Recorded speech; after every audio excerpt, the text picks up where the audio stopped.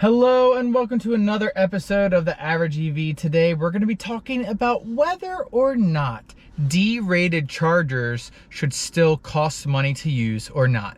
Let's get into it.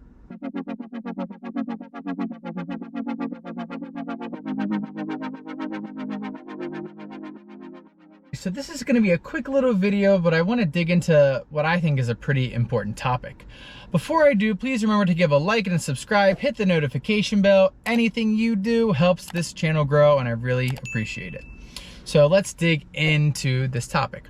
First off, when anyone buys an electric car, most of the time they are buying the car for the charging speed when it comes to the EV stuff, right? They want to charge fast. They want the convenience of charging quickly so that they can go on a road trip and not have to spend all of their time charging.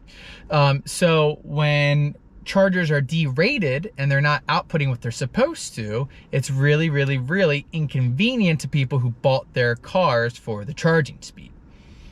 Secondly, surrounding this topic, like I get it, energy costs money, right?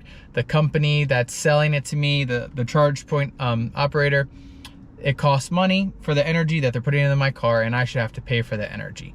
But the thing is, at least for me, I'm not paying for the energy. Like I said, I'm paying for the convenience.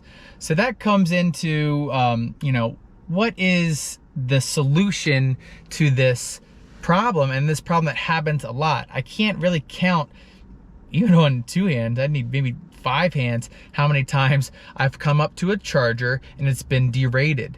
Now, sometimes they are complimentary, which is great, but sometimes I'm still charged the kilowatt hour rate. And there has to be some kind of reasonable solution that respects the consumer when it comes to the cost of charging. So I think there could be a bunch of different solutions, and I'd love to hear what your thoughts are down below in the comment section, but these are kind of my two big ones that I came up with. So the first thing, this is not my favorite solution, but it is a fair solution, I guess, if you consider both the charge point operator and the consumer.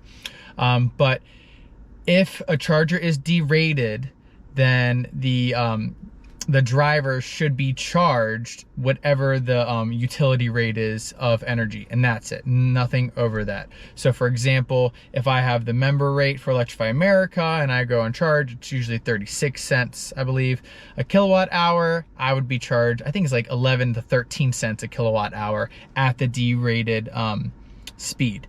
I think that is an okay solution. I think that obviously favors the charge point operators a little bit, but at least it's fair, and it makes right a little bit with the consumer that you're not getting the charging speeds that you bought your vehicle for and that we're advertising we're going to put out. So that's that one.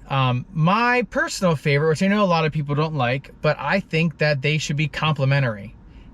Again, I bought the car for the charging speed. So I'm in my Kona right now, but my ID4, it can, at max on a 350, charge up to 192 kilowatts. And if I'm only getting 50, like I'm really being inconvenienced. And so I think to respect the consumer, it should be complimentary because we didn't pay for 50 kilowatts. I paid to get the max charging I possibly could. So on a road trip, I can have the most efficient travel to wherever I'm going. So again, obviously the CPO doesn't make out, so that I don't know if that will be the solution they choose, but I think it's what they should do to respect the consumer. And one thing too, if it is complimentary and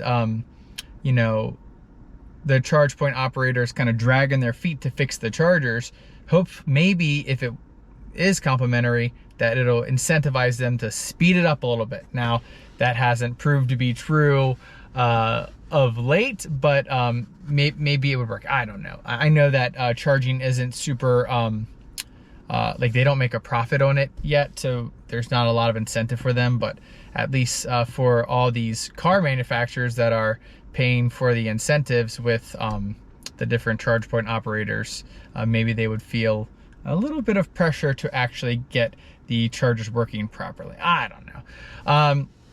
But basically, that's just kind of my my little thoughts about when charging is derated. It's really frustrating, and when you pay for a certain speed and you're not getting a certain speed just because of essentially the charge point operator's inability to do their job, I really think it should be complimentary, or like I said, at a minimum, given just whatever the utility rate is for that area. So what are your thoughts? Leave them down in the comments below. I know a lot of people have been super frustrated by coming to chargers and then being derated. You know, what are your thoughts? Leave them down there. I'd love to hear it. So thank you. Anyways, I appreciate you all watching this short little video. Again, if you could, please like and subscribe, hit the notification bell. Anything you do kind of helps this channel grow.